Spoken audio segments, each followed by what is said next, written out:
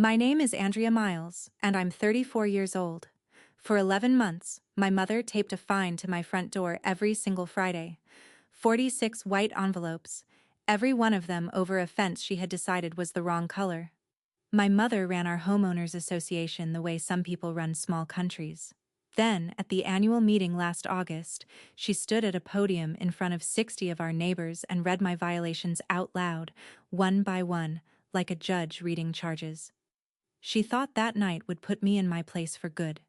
She had no idea that a quiet woman in the third row, a woman who spends her workdays in the county deed room, was about to raise her hand and ask one simple question about Lot 14. What that question uncovered changed the room in under a minute, but what I chose to do next, with a single sheet of paper and a shoebox full of envelopes, is the part my family still can't talk about. Welcome back to Calm Drama Stories, where quiet people finally speak up and family secrets meet their paper trail. If stories about standing your ground with grace speak to you, drop a comment below and be sure to subscribe. Every Friday at 7:40 in the morning, a tan Buick slowed down in front of my house. It never stopped completely. It just rolled past at the speed of judgment, paused at my mailbox, and then a woman in a navy blazer walked up my path with an envelope and a roll of tape. She taped the envelope to my front door, pressed the corners down twice, and walked back to the car with her chin up like she'd just delivered a subpoena. That woman was my mother. The envelope always looked the same. Crisp, white, my address printed in her careful teacher's handwriting, and inside, a single page. Notice of violation. Unapproved fence stain, south and west property lines. Fine assessed, $50. Please remit to the Hollis Creek Homeowners Association. 48 Fridays came and went before this story ended, and I got 46 envelopes. She skipped the week of the January ice storm, and she skipped the week of my grandmother's anniversary, which is the detail I still turn over at night. I kept every single one in a shoebox on my kitchen counter, stacked in order like receipts, because I'm a land surveyor, and surveyors keep records the way other people keep grudges. I never went out to meet her. I'd stand at the kitchen window with my coffee going cold and watch her tape my name to my own door. She never rang the bell. She never waved. Once, in October, she straightened my porch flag on her way down the steps, which somehow made it worse. $50 a week doesn't break a person. That was never the point, and we both knew it. The point was the ritual. The whole neighborhood learning that Friday mornings meant Carolyn Miles paying a visit to her daughter's house with tape. Here's the thing nobody driving past would have guessed. Friday used to be my favorite day of the week. Friday used to mean coffee on that same porch with my grandmother, back when the fence was fresh and the two of us still had paint on our hands. I should back up, because none of this makes sense without my grandmother. Her name was Ruth Calder, and the house my mother kept finding is the house Ruth lived in for 36 years, Lot 12, Hollis Creek Subdivision, Millbrook, Georgia. I measure land for a living. I spend my days setting boundary stakes and certifying plats for a civil engineering firm north of Atlanta, which means I'm precise, I'm patient, and I'm nobody's idea of a troublemaker. 3 years ago, Grandma Ruth had a small stroke, and I gave up my apartment and moved into her spare room to help her. Best decision I ever made. We had one last good summer, and we spent a week of it painting her back fence together. She picked the color herself from the hardware store in town, a soft gray called Dove Wing. She held up the sample card and said it looked like a pigeon's feathers after rain, and if anyone on the association board had a problem with that, they could take it up with her personally. Nobody did. Nobody ever had a problem with Ruth. She died in her own bed one August morning, with her garden blooming outside the window. The will was simple. The house and everything that went with it came to me. When the estate finally closed, late the following summer, a full year of probate after we lost her, I signed papers in a lawyer's office and became the owner of the place where I'd learned to shell peas. I kept her furniture. I kept her rose beds. And I kept that fence exactly the color she chose, because some things you don't repaint. Past the back fence there was one more piece of the property everyone in my family just called the garden lot. A green, half-wild piece of ground with her old fig tree standing in the corner. Hold that thought.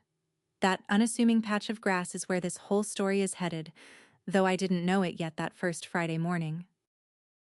Now, my mother, Carolyn Miles, 63 years old, retired front office manager at Millbrook High School, where she spent 3 decades enforcing other people's rules with a stapler and a laminated hall pass policy. She has perfect posture, a closet full of navy blazers, and handwriting so neat it looks typeset. For 25 years, she was the secretary of the Hollis Creek Homeowners Association, taking minutes, filing paperwork, doing the unglamorous work while other people banged the gavel. 6 years ago, the old president finally retired to Florida, and my mother ran unopposed. She got herself a clipboard, a title, and a 34-page document she wrote herself called the Hollis Creek Community Standards, 112 houses in our subdivision, and she could tell you the mailbox height regulation for every one of them. And look, I want to be fair here, because it matters. She was good at parts of it. When a storm dropped a pine across Mrs. Abernathy's driveway, my mother had a crew there within 2 days. When the drainage backed up on the North Loop, she fought the county until it got fixed. People were a little afraid of her, but they also called her first when something broke. And she always answered. That's the complicated thing about people like my mother. The power isn't fake, it's just borrowed. It comes from a title on a letterhead and a room full of people who'd rather comply than argue, and it has to be fed constantly to stay alive. My mother never owned much in her life. She rented her power the way some people rent a tuxedo, and she wore it everywhere.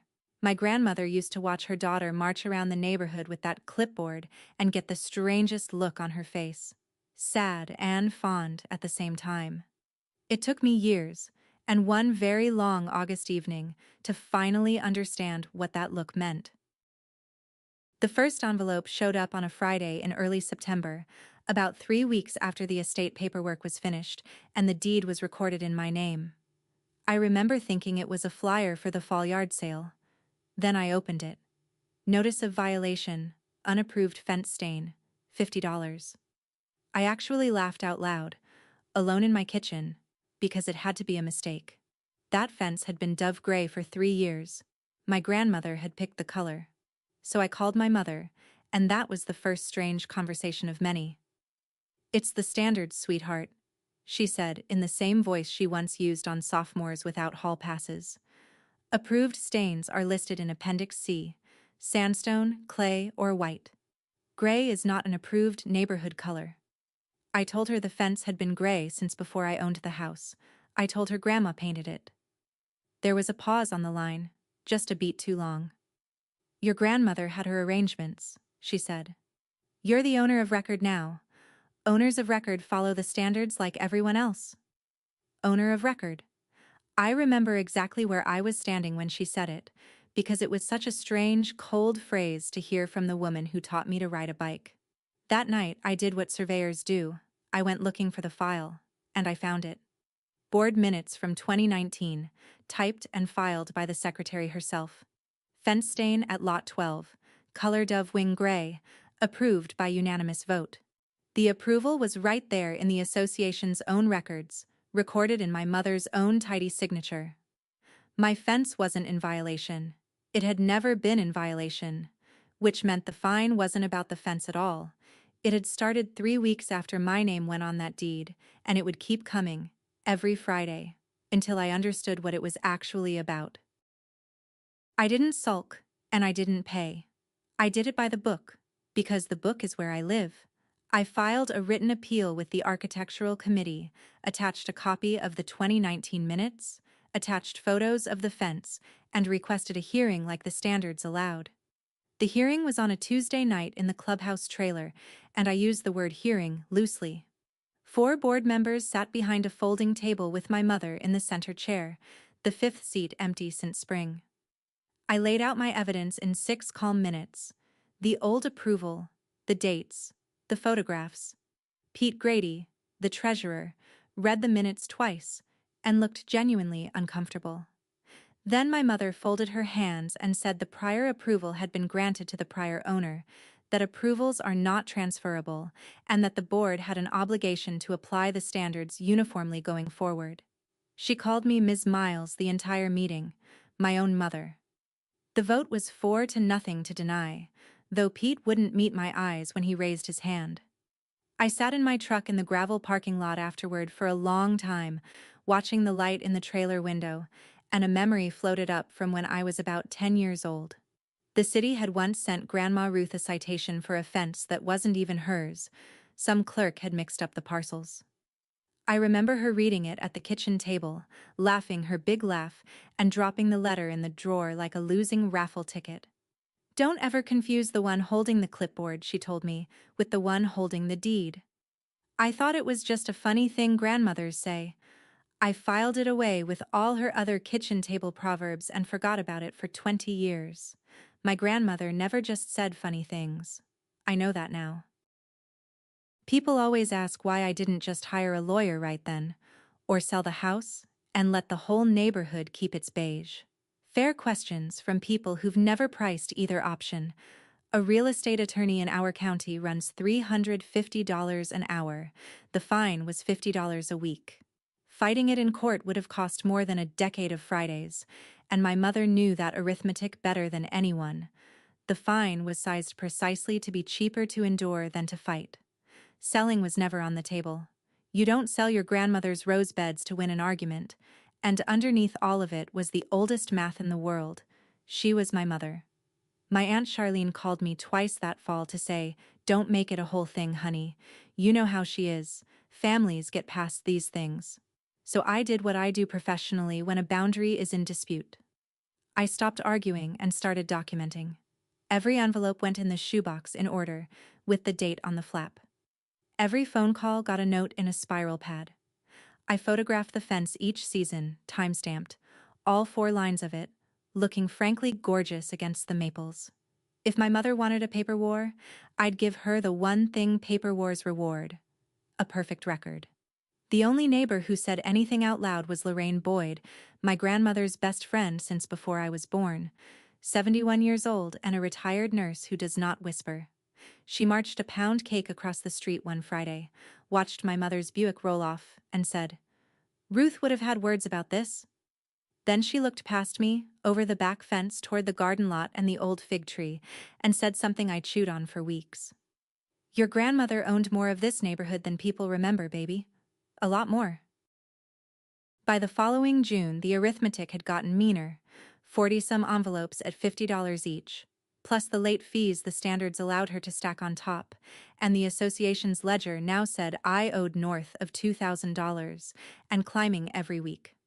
I knew because the total appeared in bold on a new kind of letter, certified this time, green card and all, signed for, at my own kitchen door. Notice of intent to file lion. If the delinquent balance was not paid in full, the Hollis Creek Homeowners Association would record a lien against the property at Lot 12. I read it standing in the hallway with Ruth's clock ticking behind me, and for the first time in 11 months, my hands were not steady. A lien is not a nuisance. A lien is a cloud on your title. It sits in the county records under your name. It follows the house. It complicates refinancing and taints a sale, and to a surveyor, someone whose whole career is built on clean records and true lines, it's a stain you can't power wash off. She wasn't charging me $50 a week anymore. She was reaching for the deed itself, or at least for the right to scribble in its margins. My mother, who taped envelopes with 2 pieces of tape because one might let it fall, was preparing to put her association's name on my grandmother's house. I sat down that night and read the letter maybe 10 times, and then I noticed the small print at the bottom, the part that said where such instruments get recorded. The Office of the Clerk of Superior Court, Merrow County, Georgia. The deed room. The one place in the world where every lie about land eventually goes to die. My mother was threatening to send her paperwork to the courthouse. If I'd been her, I would have thought very carefully before pointing me there. I tried peace first. I want that on the record. Before I ever touched a courthouse, I invited my mother to dinner, and she came, because appearances matter to her, and a daughter's table is an appearance. I made pot roast, Ruth's recipe, which in hindsight was either an olive branch or a provocation. We ate politely for 20 minutes, talking about her hydrangeas and Charlene's grandkids, and then I put my fork down and made my offer. I would pay the balance, all of it, that night, if the fines stopped and the lien threat went away. I even reached for my checkbook, and I watched her face change. A flicker of something that looked almost like disappointment, as if I'd offered to forfeit a game she was finally winning.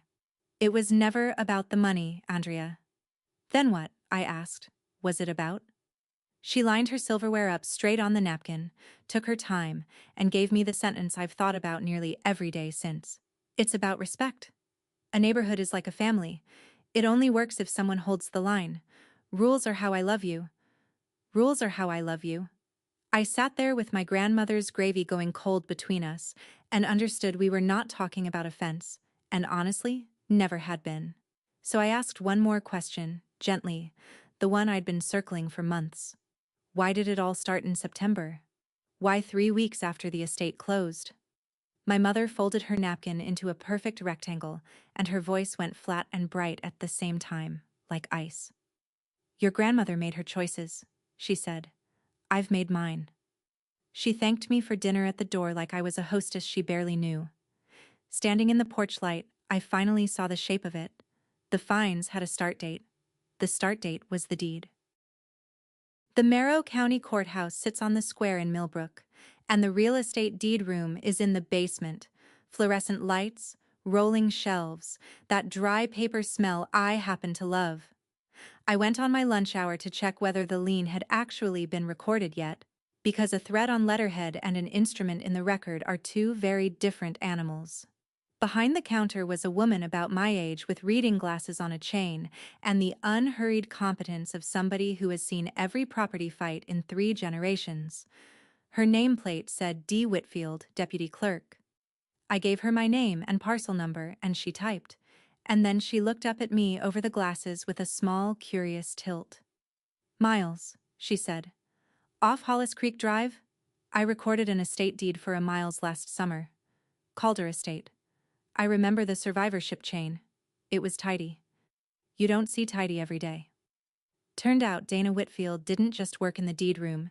She lived in Hollis Creek herself. Lot 27, the brick ranch with the blue shutters near the entrance. Small county. She checked the index twice for me. No lien on Lot 12. Not yet. Nothing filed. I thanked her and turned to go, and that's when she said the thing she probably says to fidgety property owners every week, the thing that would end up detonating under my mother's podium 2 months later. Records don't care who's loud, Ms. Miles. Folks out your way would be surprised what the index actually shows. She said it mildly, the way you'd mention rain coming. Then she went back to her stamping. I stood in the courthouse parking lot for a while after that, keys in my hand, thinking about indexes, and about the garden lot, and about a question I'd asked my mother a year earlier that she had never actually answered. That Saturday I did something I hadn't done since the funeral. I opened the gate in the back fence and walked the garden lot, end to end, the way Grandma and I used to walk it, shelling peas into a colander. Officially, it's Lot 14. A little over half an acre of good flat ground right behind my place, with her fig tree still holding down the far corner like it pays rent. Except you'd hardly know it was ever a garden now. 6 years ago, the association hauled in a long white office trailer and set it up on blocks at the front of the lot. Hollis Creek HOA, says the vinyl sign, office hours Tuesday and Thursday. Next to it, a gravel parking pad, 14 spaces, striped with landscape timbers. Behind that, the wooden pavilion where the association holds its meetings, its potlucks, its Easter egg hunts, the whole civic heart of the neighborhood, sitting in my grandmother's pea patch. And here's what I need you to understand, because it matters later. I had asked about this. During probate, when the inventory listed the garden lot, I'd asked my mother directly what agreement the association had for all that. A lease, an easement, anything. She'd waved it off mid-sentence. That's community property, honey. Always has been. Don't go stirring papers. I was working 50-hour weeks. The estate lawyer had a 9-month backlog, and the old records were in a county annex you had to request by mail, so the question sat in my someday pile, the way questions do. But standing there that Saturday, I pulled out the association's own welcome map, the glossy one they mail new residents. Lot 14 was shaded green and labeled Common Area. And something in the back of my surveyor brain, some quiet professional alarm, began to ring. Because I had studied the original plat of this subdivision years ago, just out of family curiosity. And I could not for the life of me remember any common area drawn behind Lot 12. Monday morning, I did what I should have done a year earlier, and what my mother had specifically waved me off of doing. I ordered a full title examination on Lot 14. Every deed, every plat, every easement, every tax record, the entire chain back to the day this subdivision was a cow pasture with a surveyor's ribbon on it. I hired an examiner I trust, and on my own time I started pulling microfilm in Dana Whitfield's basement deed room, cranking through reels of instruments from the 1980s while the fluorescent lights hummed. This is the unglamorous part they leave out of revenge stories, that the truth mostly lives in file boxes, and it comes out one page at a time, after work, with your eyes burning. The county annex took 3 weeks to produce the old probate files I'd requested. The examiner needed another 2 for the certified chain. I want to be honest about what those weeks felt like. Because it wasn't triumph. Not yet. It was dread. Some nights I'd sit in my truck outside the annex and think, what if the answer is ordinary? What if there's a 50-year lease in a drawer somewhere, and I'm just a woman with a shoebox full of envelopes, making a courthouse case out of a mother who doesn't love me the way I needed? That's the part nobody warns you about. Hoping you're wrong and needing to know anyway. If you've ever kept every receipt just to prove to yourself you weren't crazy, I'd truly like to hear about it in the comments, because that shoebox was starting to feel like a second heartbeat in my kitchen. And if you're new here, take 1 second and subscribe.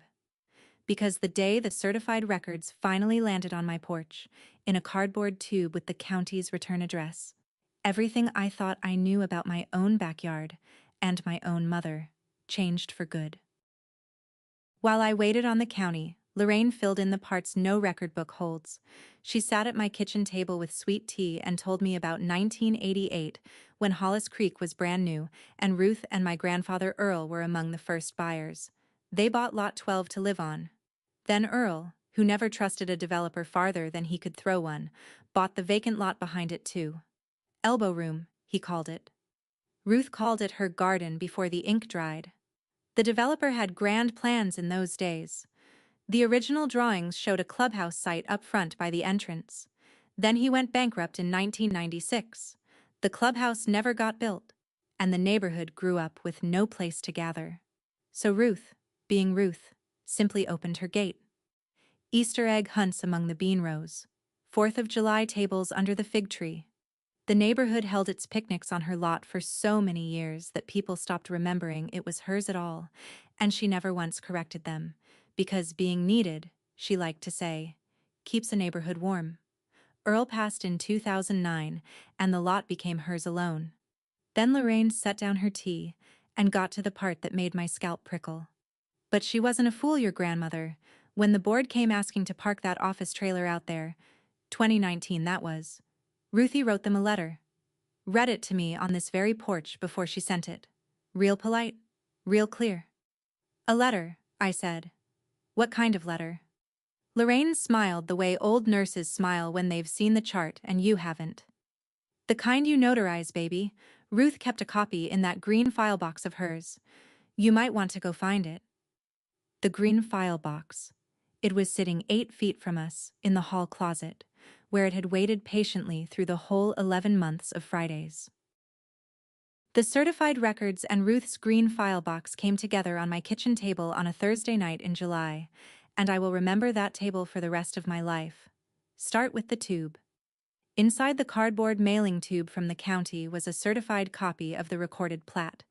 Plat Book 9, page 118, filed in 1987. And there it was in the surveyor's own line work. Lot 14. Not shaded, not dedicated, not labeled common anything. A private, numbered, buildable lot. Same as mine, same as everyone's.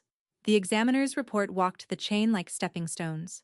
1988, warranty deed, developer to Ruth and Earl Calder, joint tenants with right of survivorship. 2009, Earl dies. Title vests in Ruth alone. Last summer, when probate closed, assent to devise from the estate.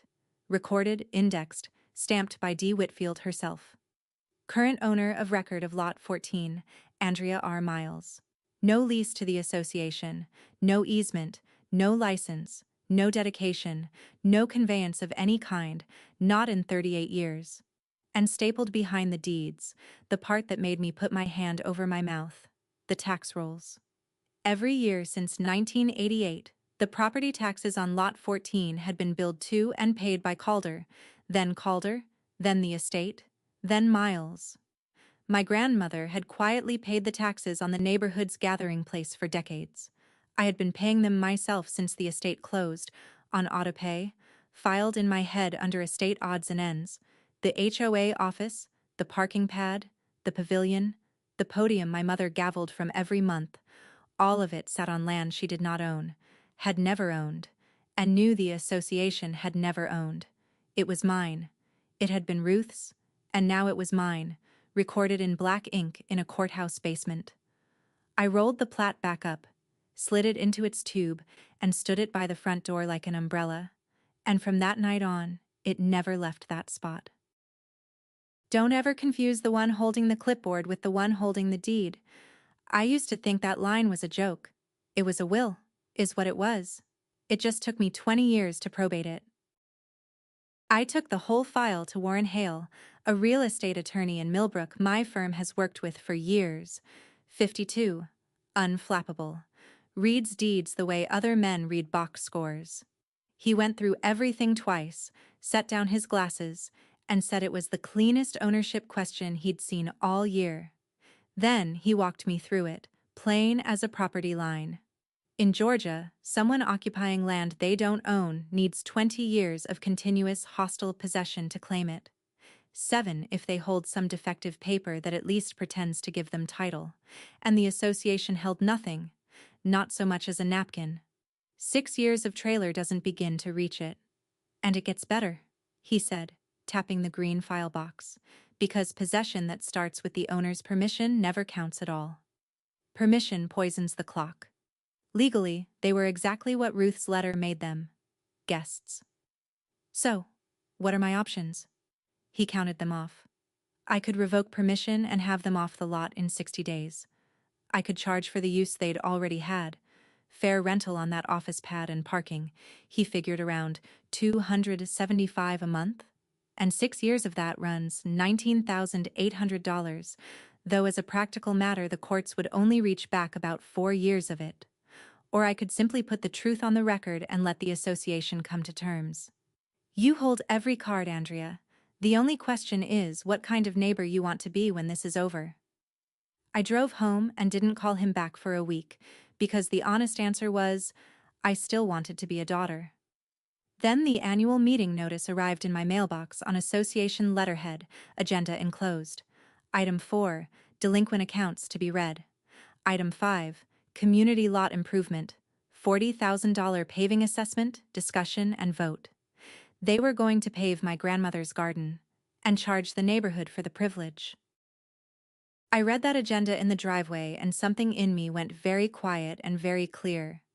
Up until then, my silence had cost only me $50 a week, one woman's Fridays, a private tax on keeping the peace, my bill, my choice to pay it. But this was different arithmetic. A $40,000 special assessment, split across 112 households, to pour asphalt over land the association did not own. Mrs. Abernathy on her pension would be paying it. The young couple on the corner with the twins would be paying it. Dana Whitfield, Lot 27, would be paying it. Every neighbor who'd smiled at me by the mailboxes would be billed hundreds of dollars to blacktop my grandmother's fig tree. And the day the truth surfaced, and truth about land always surfaces, the association would be looking at tearing it out or paying me for the ground under it. Either way, at the neighborhood's expense. My mother wasn't just overreaching now, she was about to march 60 families into a hole, chin up, clipboard first. And if I kept sitting on that plat tube to spare her, I wasn't keeping the peace anymore. I was co-signing the damage. There's a word for staying silent while people you know get charged for something false, and the word is not daughterly. So I made a decision. And I want to be precise about the order of things, because it matters to me that you know I did this part right. Before any meeting, before any clerk raised any hand, I gave my mother one last private chance to turn the car around. Not for strategy. Warren advised against it, actually. Said surprise was worth money. I did it anyway, because she taped those envelopes with 2 pieces of tape so they wouldn't fall, and a woman that careful deserved one careful warning. I drove to Camellia Court on a Sunday afternoon, and I knocked on my mother's door. She let me in and made coffee neither of us drank. Her house looked the way it always looks. Plastic on nothing, dust on nothing, every picture frame level. I didn't circle. I said, "Mom, drop the fines, cancel the lien letter, and before Thursday ask me, about Lot 14. Her chin came up a 1/4 inch. If you didn't know her, you'd have missed it. That lot belongs to this association, she said, each word laid down like brick. I asked her if she was sure. I asked her to just pull the deed. One phone call. The county would tell her in 5 minutes. I don't need a county computer to tell me what I've known for 40 years. And round we went, polite as a knife fight in church, until I stopped hearing the words and started seeing the room. Because on her dining table, laid out like a museum exhibit, was the association binder. 25 years of minutes in her handwriting, every meeting, every motion, tabbed and chronological. Nobody reads those. I'm not sure anyone but me has ever seen them. And on the wall above, the framed photos, the neighborhood 4th of July, 1990-something. All those families under Ruth's fig tree, Ruth at the center holding court with a pitcher of tea. My mother is in that photo too. You have to look for her. She's at the edge of the frame, holding a tray, half turned away, the way she is in every picture from those years. The woman who did everything and got remembered for none of it, standing on the margin of her own mother's kingdom. Andrea. Her voice had gone quiet, and for 1 second, it wasn't the president's voice. You were gone 11 years. You come back, and everything just lands in your lap. The house, the lot, her. Then the blazer went back on, so to speak. Rules are how I love you. Someday you'll understand that. Word travels ahead of a person in a small subdivision, and my mother made sure it traveled. By midweek, the temperature at the mailboxes had dropped 10 degrees. Mrs. Abernathy, who I'd shoveled out after the ice storm, gave me a nod you'd give a process server. Somebody's teenager rode past my fence and said, "Nice colors," in a way that wasn't about colors. The story going around, Lorraine reported, was that Ruth's granddaughter had gotten the house, gotten everything, and was now cooking up some scheme to cause trouble for the neighborhood over it. Entitled, "Ungrateful." You know how that generation is. My mother didn't invent that story out of laziness. She invented it out of skill. Isolation is a tool, same as a lien. So it was a strange, freezing comfort that same night to find the thing I found at the bottom of Ruth's green file box in a folder labeled "Garden Lot" in my grandmother's back-slanted hand. The original of the letter Lorraine had described. Dated March, 2019. Addressed to the board of the Hollis Creek Homeowners Association. Ruth's voice in every line, courteous as a church supper and unambiguous as a survey stake. She was pleased to allow the association to place its office trailer on her property, Lot 14. The use remained by her permission alone. The permission was revocable at any time, and nothing in the arrangement should ever be mistaken for a transfer because, her exact words, I've read them 100 times. The lot is not association property, and my family's ownership is not up for a vote. Notarized. And stapled to it, the delivery receipt from the board's own correspondence file, acknowledging the letter on behalf of the association, received and filed by the secretary. Signed, in handwriting I'd know anywhere because it used to sign my permission slips, Carolyn Miles. She knew. She had always known. My mother wasn't finding offense. She was finding the name on a deed she'd spent 6 years trying to erase.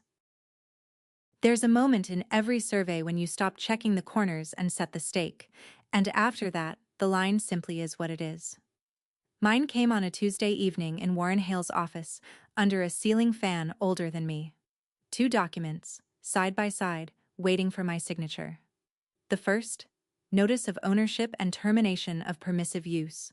Formal notice to the Hollis Creek Homeowners Association that Lot 14 was privately owned, that the permission first extended by Ruth Calder was revoked, and that continued occupancy would require a written agreement with the owner. The second, an invoice. Fair rental value of one office site and parking area, $275 per month, 72 months. Total, $19,800. My name at the bottom, plain as a stake. I signed both, and we sent them certified mail to the association's registered agent at its office address on file with the state, which, when you looked it up, was a post office box in Millbrook, collected weekly by exactly one person, whose name you can probably guess. Then I mailed my RSVP for the annual meeting, the first one I'd ever planned to attend. Warren asked one final time if I wanted to skip the theater, send the papers, let the lawyers settle it in offices, quiet and bloodless. I thought about it. I truly did. Then I thought about item 4 on that agenda. Delinquent accounts, to be read. My mother wasn't planning a quiet settlement of anything. She was planning to read my name out loud to 60 households under a pavilion that sat on my land, and she'd been planning it for 11 months of Fridays. No, some notices you tape to a door. Driving home, I passed her Buick parked at the trailer on Lot 14, light in the window, my mother at her desk on my grandmother's ground, preparing her list of my violations. The certified slip would sit in that post office box all week. She never went to get it. The last Friday came 6 days before the meeting. 7:40 in the morning, the tan Buick, the blazer, the envelope, the tape, the whole liturgy, except this time there were 2 pages inside, the violation and a copy of the lien warning, in case I'd misplaced my dread. And this time, for the first time in 46 Fridays, I didn't watch from behind the curtain. I took my coffee out onto Ruth's porch and stood there in the morning cool, while my mother came up the walk. She stopped. For a half second the choreography failed her. You could see the program hunting for a page that wasn't in it. Then she recovered, taped the envelope to the door anyway, 8 inches from my shoulder, pressed the corners down twice. Up close, her perfume was the same one she's worn since I was in grade school. "You're up early," she said. I said, "See you Thursday, Mom." Something crossed her face. Surprise first, then a flicker of what I'd almost call hope, because in her arithmetic my attendance meant surrender, the daughter finally coming to be corrected in public, the last holdout complying at last. "That's good, Andrea," she said, softer than she'd spoken to me in a year. "It'll be good for people to see you there." She walked back to the Buick with her chin up, and I stood on the porch and let her have it. That little victory. 6 days of it, because it was the last thing I'd ever owe her, and I paid it gladly. 46 envelopes. I kept every one, the same way my grandmother kept every tax receipt for 38 years, and that shoebox was coming to the meeting with me. If someone in your family ever mistook your silence for surrender, if you've been the one holding your coffee steady while somebody taped their verdict to your door, then Thursday night is for you. Stay with me. We're almost there. Wednesday night, Lorraine came over with a coffee can full of cut roses from the bushes Ruth had given her years ago, because that's who Lorraine is. She brings flowers to a paperwork fight. We sat at the kitchen table and I packed my bag like a surveyor stakes a job. Nothing extra, nothing missing. The Mylar tube with the certified plat. The examiner's title chain, tabbed. 38 years of tax receipts, bundled by decade with rubber bands. Ruth's 2019 letter with the signed receipt stapled where it had always been stapled. The shoebox, all 46 envelopes in order. And one more envelope, new, white, thick, that I'm not going to tell you about yet, except that preparing it was Warren's idea and deciding how to use it was entirely mine. Then I did something that surprised me. I took a legal pad and drew a line down the middle, force of habit, and titled the columns, "What I Could Take and What I Actually Want." The left column filled up fast and ugly. Evict them in 60 days. Sue for 4 years of back rent. Watch her explain the paving money. Stand at that podium and read her file out loud, line by line, the way she'd planned to read mine. See how she liked the liturgy from the other side. I looked at that column a long time, and I'm not going to pretend it didn't glitter. Then I wrote the right column, and it was 3 lines, and it was in my grandmother's voice more than my own. Keep the garden. End the Fridays. Come home to a neighborhood, not a battlefield. I tore the page off, folded it into my bag with everything else, and turned off the kitchen light. Lorraine squeezed my hand at the door. "What are you going to do, baby?" I told her the truth. I wasn't bringing a microphone. I was bringing a map tube. It turns out that's all I needed. The annual meeting of the Hollis Creek Homeowners Association convened at 7 o'clock on a Thursday evening in August, under the pavilion on Lot 14, which nobody but me yet knew was the punchline. Georgia in August. Ceiling fans stirring soup-warm air, bug spray and folding chairs, 60-odd households worth of neighbors fanning themselves with agendas printed on yellow paper. Pete Grady sat at the treasurer's table with his ledgers. Dana Whitfield sat in the 3rd row in a sundress, a homeowner tonight, not a clerk, though I'd have bet my license she never fully takes the deed room off. Lorraine planted herself beside me, 2nd row. Roses, ready like ammunition. And my mother stood at the podium in the navy blazer with a gavel she'd bought herself, running the room like the school office of old. Minutes approved, budget reviewed, brisk, competent, entirely in command. Then she squared her shoulders in a way I recognized from 46 Friday mornings and arrived at item 4. Delinquent accounts. The board believes in transparency, so this year, delinquencies will be read into the record. Her eyes came to me, and I watched 11 months arrive at their intended destination. Lot 12, Andrea Miles, 46 violations, unapproved fence stain, south and west lines. And then she read them. Not the total. Each one. The same violation, the same fence, the same $50, September through August, date by date. Her voice level and pleasant, like a bailiff with excellent posture, while my neighbors turned to look at me the way people look at a car wreck they feel bad for slowing down past. Somebody's husband chuckled somewhere in the back. Lorraine's hand found my knee. I sat still and let every date land, because I have stood in July sun holding a rod steady for lesser reasons, and steadiness is the one thing I've never had to borrow. She finished my file, let the silence do its work, and turned the page. Which brings us to item 5. The community lot. This association, my mother said, has maintained our community lot for many years, and it's time we invested in it properly. She held up a rendering, asphalt gray and optimistic.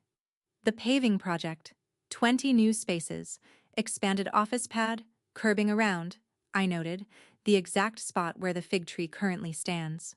The special assessment comes to $40,000, divided among all households.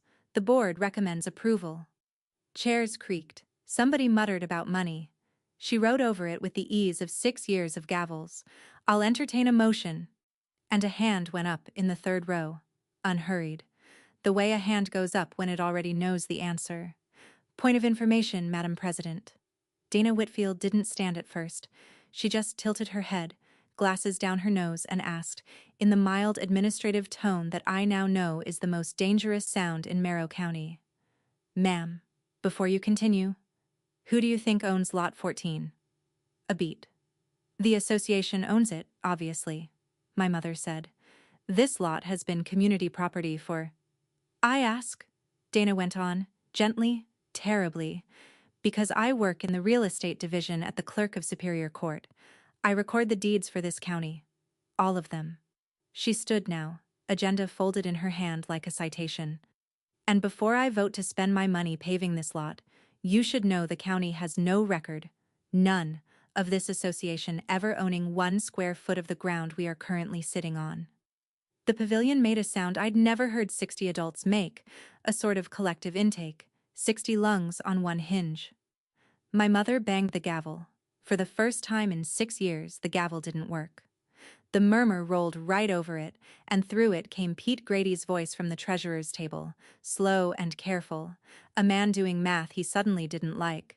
"Carolyn, whose lot are we on?" And every head under that pavilion turned toward the woman holding the map tube. I stood up slowly because fast never surveyed anything, and I walked to the front carrying the tube and the bag, and I asked Pete, not my mother, for the use of the table. Then I did the thing I do for a living, in front of 60 people on my grandmother's land. I uncapped the tube, slid out the certified plat, and unrolled it across the treasurer's table, weighting the corners with Pete's ledger and somebody's citronella candle, and the crackle of that mylar was the only sound under the pavilion. "My name is Andrea Miles," I said. "Most of you know me as the fence lady from item 4. I'm also a licensed land surveyor, and I'd like to show you one document. Plat Book 9, page 118, recorded 1987. This subdivision, the original, certified." I put my finger on it. "This is Lot 14. This pavilion, the office trailer, the parking pad. On the record plat, it is a private numbered lot. It has never been dedicated as common area. In 1988, it was deeded to Ruth and Earl Calder, my grandparents." The murmur started low. I kept my voice at rod-holding steadiness and walked the chain, document by document, dates and instruments.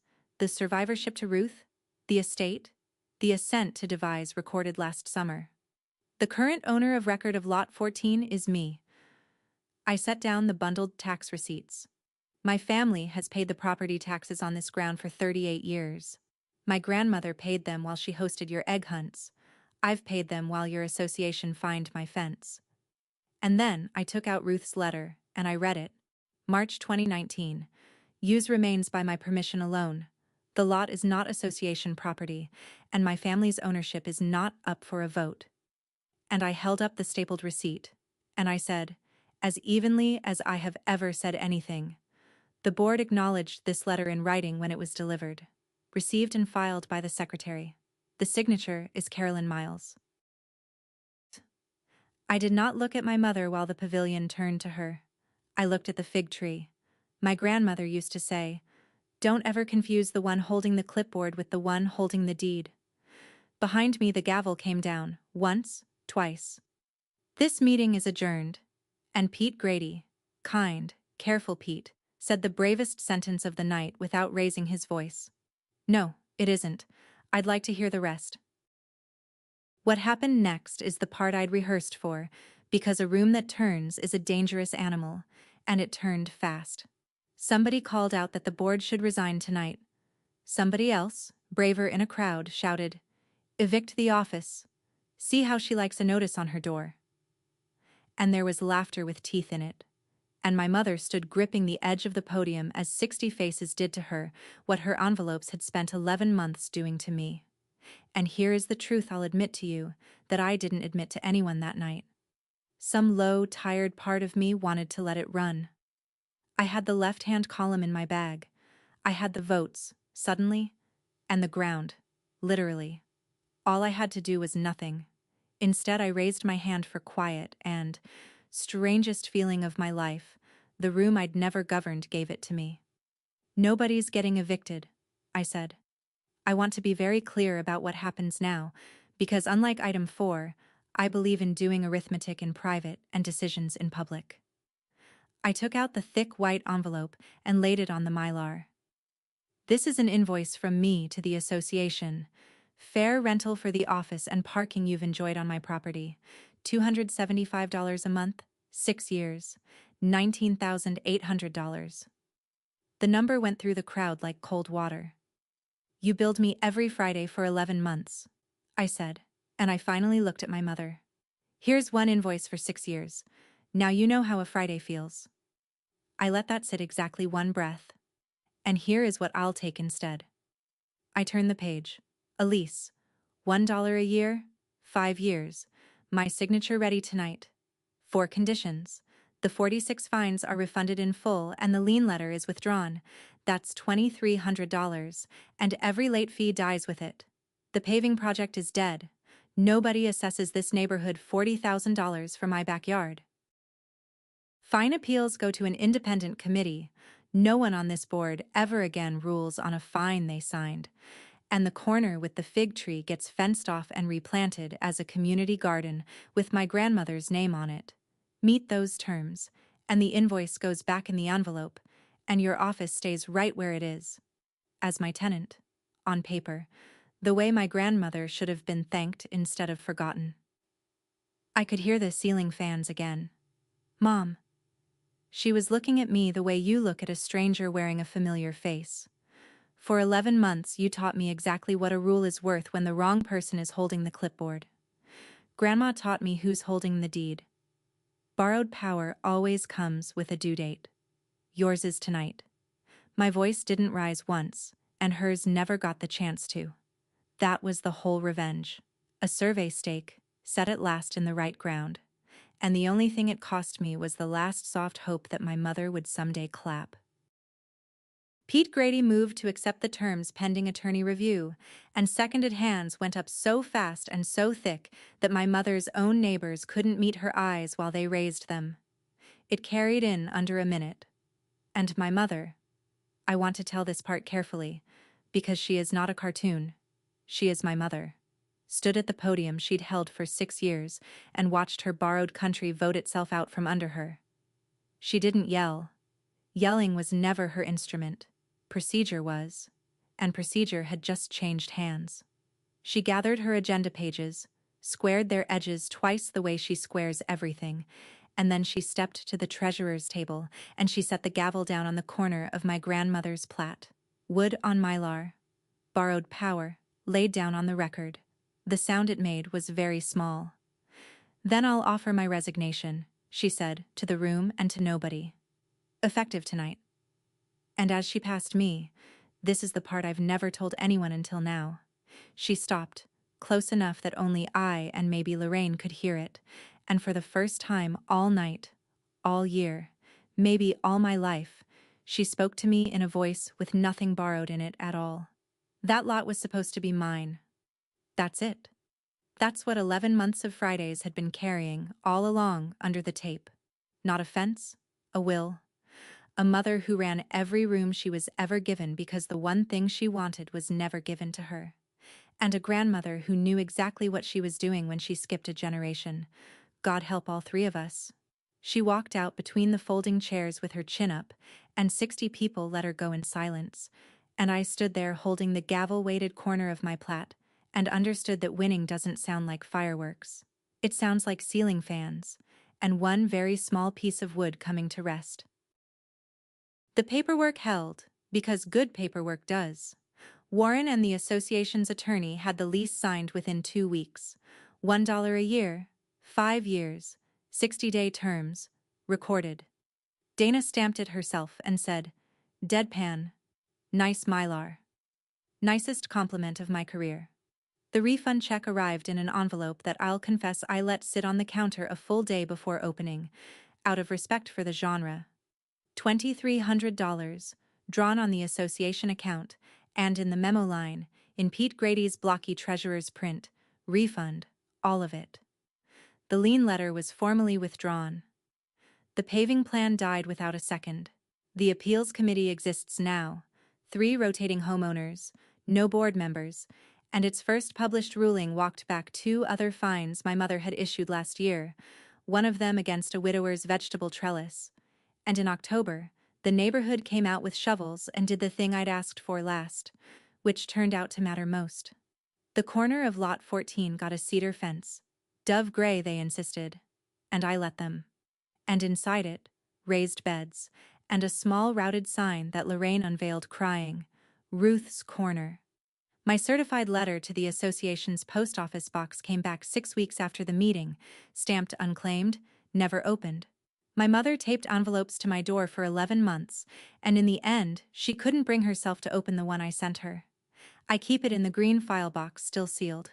Some records you don't need to read to understand.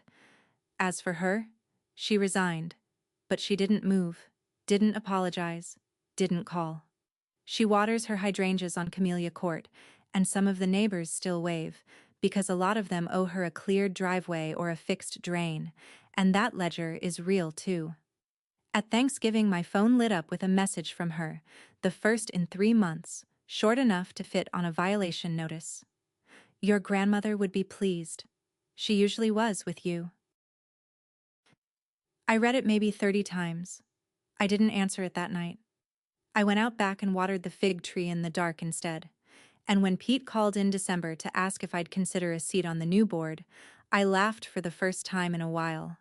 I measure boundaries for a living. I have no ambition to govern anybody's. This morning was a Friday. 7:40 came and went, and the street stayed empty. No Buick, no Blazer, no tape. I took my coffee out to the porch the way I used to with Ruth, and the fence stood there being quietly, illegally, permanently gray, and past it, over on lot 14, 2 kids from the North Loop were poking around under the fig tree, hunting the last ripe figs of the season, which is exactly what that tree is for. The shoebox went up to the attic last week, next to Ruth's canning jars. I didn't burn the envelopes, and I won't. Receipts are like fences. They only look ugly to the person standing on the wrong side of them. 46 Fridays. My mother spent teaching me what she thought I was. A name on a list. A balance due. It took one Thursday, one map, and one question from the third row to remind us both what I actually am. The name on the deed. If you take one thing from my story, let it be this. Borrowed power always comes with a due date, and the quietest person in the room is sometimes the one holding the deed. That's my story. 46 envelopes, one question from the third row, and a garden that got its name back. If this reminded you to pull your own paper trail, a deed, a will, a boundary you've been meaning to draw, take that as your sign and do it this week. Share this video with someone who's paying for peace in weekly installments. Drop a comment, hit subscribe, and I'll see you in the next one.